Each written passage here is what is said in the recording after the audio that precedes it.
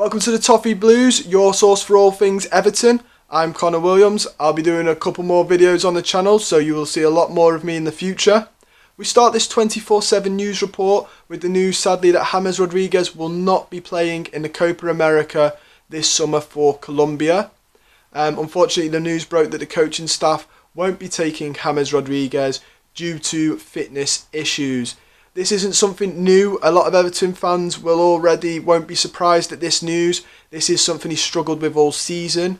There's been a couple of times this season where he's been out due to muscle fatigue and stuff like that. So unfortunately, it doesn't come as a massive shock to many Everton fans that this would be the reason he doesn't go to the Copa America.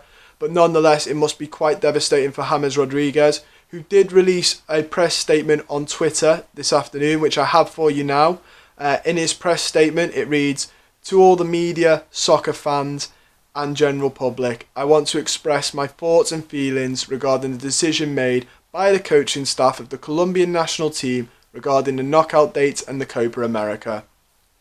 I come from a recovery that is in its final part, in which I have taken the time to fully integrate myself with the practices of soccer and in this way not affect my participation in the next commitments of our national team." He then adds, "The pertinent times of this process suggest that I have taken precaution to participate on day 7 of the tie. They would allow me to be fully integrated on date 8, and of course before the Copa America 2021. With surprise, I received statement from the coaching staff stating they do not count on me and wishing the best in my full recovery.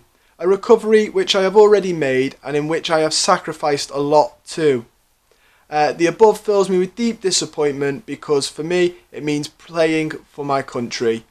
Not receiving the trust of the coaching staff breaks with everything and causes me enormous pain, since I have always left my life for the Colombian national team shirt. For my colleagues, the best energy and the best wishes. In the distance, I will support you with the passion of always." Obviously, we offer our deepest condolences and sympathies to James Rodriguez at the time. It's pretty clear how much playing for his national team means for him and how much he's devastated to be missing out. Next, we have the news that Everton are interested in Wilfried Zaha.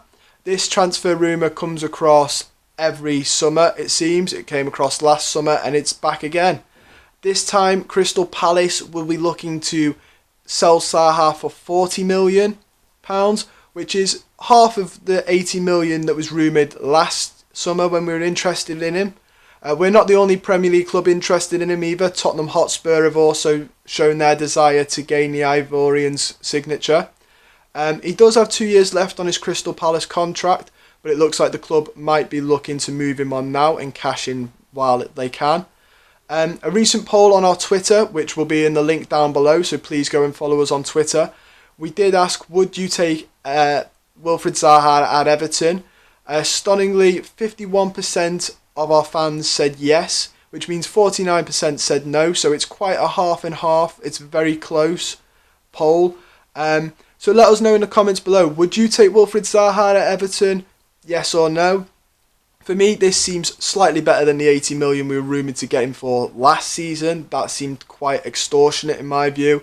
It'll be interesting to see if this deal can be made or if he'd prefer to go to Tottenham, which would mean he'd stay in London. And obviously Tottenham have European football next season, so we'll have to wait and see if that makes any difference. We also have the news that Ben Godfrey has made it into the Gareth Southgate's provisional Euro squad. I think this is great news for the lad. He's one of my signings of the season. He's been fantastic for us. He shows real raw potential. He's fast. He's just a fantastic centre-back, and I think this is a fully deserved call-up. I do hope he stays in the squad once Gareth Southgate whittles it down to 26 men. I think that's a really, really tough task for Gareth Southgate to do, and I just hope Ben Godfrey makes the cut. I think it's fully deserved. We also have PSG are trying to whittle down the bid for Moise Kean. Moise Kean has spent the year out on loan at the French club. He's expressed quite a lot on social media that he's enjoyed his time at the French club and that he would like to stay there. He also modelled their new kit for next season, which seems to highlight the club's intent to keep him. Apparently the club do want to whittle it down to 25 to 30 million euros. This This is a bit of a tough situation for Everton because we paid 27.5 plus add-ons for the player. So this is an interesting one for this summer, and I think this will be a transfer saga that lasts the summer. Obviously, Moise Kean would like to go. Paris Saint-Germain would like him. But I don't think Everton will be keen to lose money on this, especially because he does still have some potential left. And Everton will be looking to at least break even on this transfer. So it'll be interesting to see how Marcel Brands, Everton, Ancelotti's opinion on it all, how that goes and folds throughout in the summer. Next we have Roma's General Director, Thiago Pinotto, who is trying to get Robin Olsen's loan extended with Everton. This is quite good news. I think Robin Olsen's had a great season with us. Carlo Ancelotti has mentioned that he would like Robin Olsen to stay with us, whether that's extending the loan or a permanent deal. So this looks like a win-win for both parties, in my opinion. If we can get him on loan, again, extending that'd be fantastic because it means saving money in transfer fees, which will only mean more spending this summer, which is always a plus.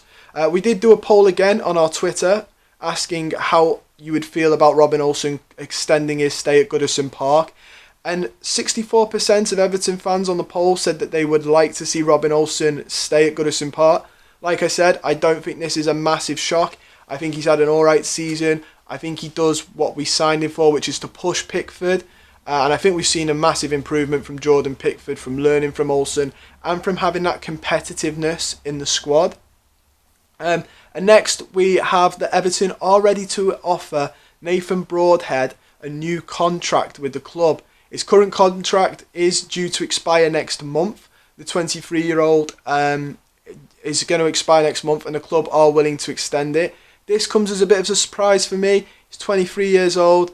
We're yet to see him break into the first team. He plays for the under-23s. We'll have to wait and see. Let us know in the comments below, do you think this is the right move for Everton? Should we be extending him a contract, or should we wait for his contract to expire and see what he goes on to do? Let us know down below. We also have transfer news that Everton are interested in Zeki Selig, the right back from Lille, who's had a great season with Lille and obviously won the League Un this year, which is an amazing achievement to them. We're not the only team involved in wanting him. Tottenham Hotspur again want him and will be battling for his signature. Again, the player has expressed an interest in coming to the Premier League, and it looks like a couple of the Lille players are due to leave this summer. Their manager's obviously left to Nice. The goalkeeper has announced that he's leaving to AC Milan. And apparently the club are needing to sell players to create some money, to sort some money issues out. I think this could be a really good signing for us. It's in a position that I think we all agree is one we need to improve on. So it'd be interesting to see if we can get him this summer. We also have the news that James Vaughan is sadly retiring at the age of 32. On behalf of me and Toffee Blues, we wish him all the best in his retirement and good luck in the future. And now we have Barcelona are considering Roberto Martinez as their head coach for next year if they sack Ronald Koeman in the summer. Obviously Martinez has the Euros with Belgium to look forward to, and Barcelona are still here or there on whether they'll sack Ronald Koeman. But it's once again a former Everton manager being linked with the hot seat at Barcelona. I thought this was quite interesting. It'd be quite interesting to see Roberto Martinez at club level again. Obviously, he's got Belgium in the summer with the Euros. It'd be interesting to see how well he takes them.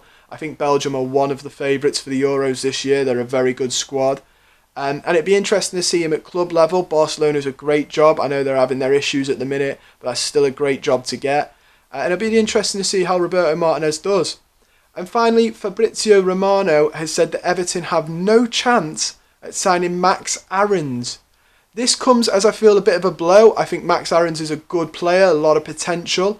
So to hear that it's probably a no-go for Everton, it does hurt me a bit. He's very young, he's got a lot of potential, but he looks like a really good player and has been very key to Norwich's promotion and winning of the Championship this season. But that's all we've got time for today. Let us know your thoughts below.